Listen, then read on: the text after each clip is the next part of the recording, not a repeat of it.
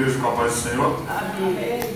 Bom estarmos na presença do soberano, aquele que vive e reina para sempre, né? Glória a Jesus. Atos capítulo 5. Atos capítulo 5. Glória a Deus. O versículo 1 diz assim: Entretanto, certo homem chamado Ananias, com sua mulher Safira, vendeu uma propriedade, mas, em acordo com a sua mulher, reteve parte do preço e, levando o restante, depositou aos pés dos apóstolos. Então disse Pedro: Ananias, por que encheu Satanás teu coração para que mentisses ao Espírito Santo, reservando parte do valor do campo? Conservando-o, porventura não seria teu, e vendido não estaria em teu poder?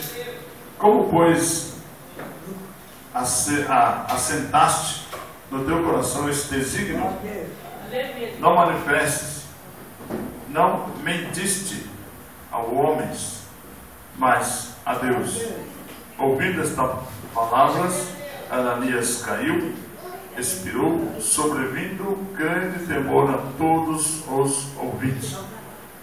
Levantando-se, os moços cobriram-lhe o corpo, levando-o, o sepultaram. Amém? A palavra de Deus aqui está falando sobre um casal, uma família,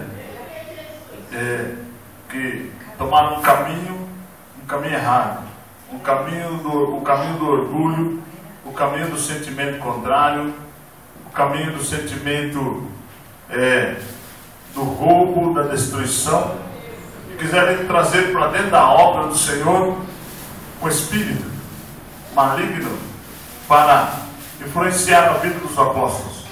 Mas a Bíblia diz que mesmo com os valores que chegaram aos pés deles, eles olharam, não deixaram se iludir por valores, não deixaram se iludir por aquilo que eles haviam recebido. Simplesmente Pedro, cheio do Espírito Santo, recebeu a revelação de Deus, na qual o Senhor disse: olha, Pedro, esse não é o valor necessário, não é o valor correto. E Pedro conversou com Ananias, e Ananias confirmou, disse: esse é o valor correto. Ele disse: olha, por causa da tua mentira, por causa do orgulho, por causa do sentimento de roubo que entrou no teu coração, que Satanás introduziu no teu coração, essa malignidade, você e a sua família.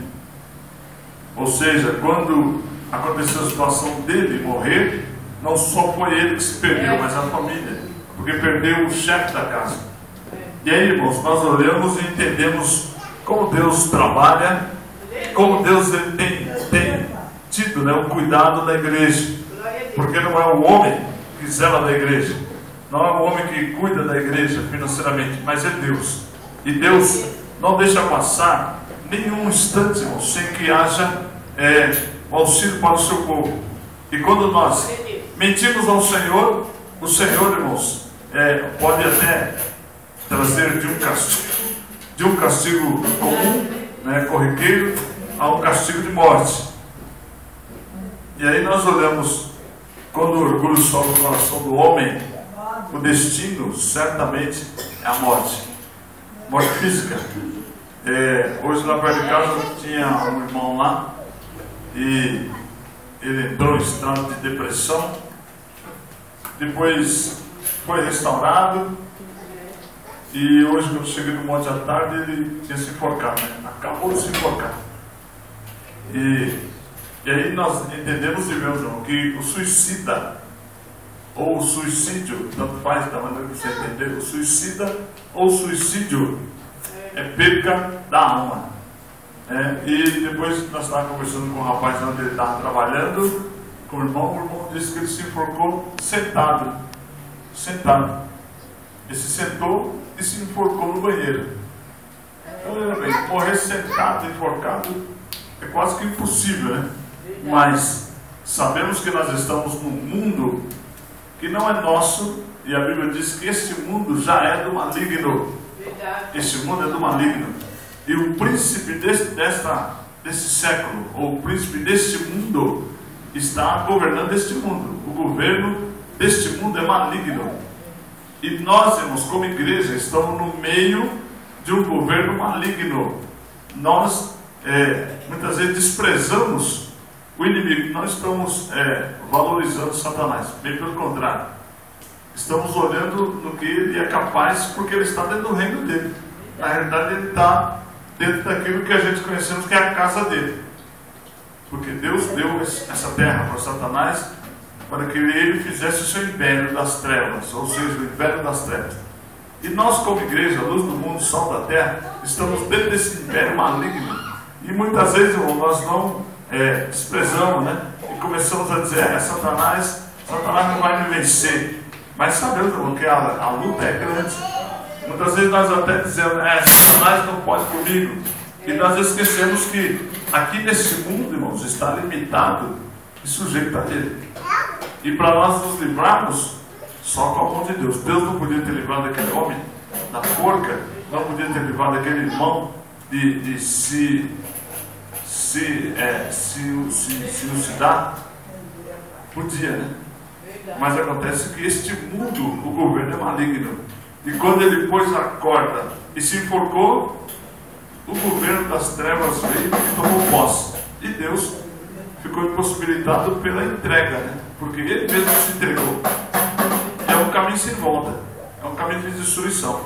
Então muitas vezes nós esquecemos, né, de que a nossa guerra aqui, irmãos, não é contra o nosso irmão, não é contra nada, não é contra outra coisa, nós sermos contra as obras das trevas.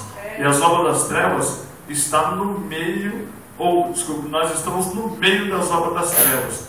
Por isso que a Bíblia diz que nós somos luz do mundo, sal da terra, porque nós estamos no meio das trevas. Não tem como escapar do meio dessas trevas. E Ananias deixou-se levar o coração, porque ele esqueceu que estava no meio das trevas. Ele disse, vou levar uma oferta, vou levar o valor aos pés dos apóstolos. Pensou, quando eles verem os valores, eles vão se iludir, vão se deixar enganar pelos valores. Mas a Bíblia diz que Pedro, cheio do Espírito Santo, ministrou na vida de Ananias e disse, o valor não vai me enganar, caia você agora e morra, porque você me enganou. Mas você pensou que me enganou, mas não me enganou, enganou o Espírito de Deus. Amém?